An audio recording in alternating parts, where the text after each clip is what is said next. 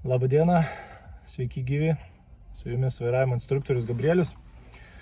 Tai noriu pranešti, kad gegužės 5 dieną su savo moto grupė, turiu tokią įkūręs VIG moto grupę.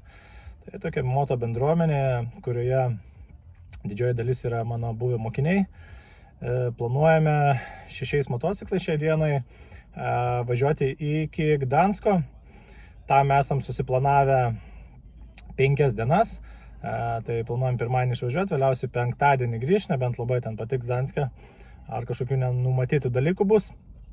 Tai jeigu norit pamatyti visą kelionę, stengsiuosi kiekvieną dieną įmesti, paspaudžiam laikų, subscribinam ir sekam mūsų kelionę Klaipėda Gdanskas.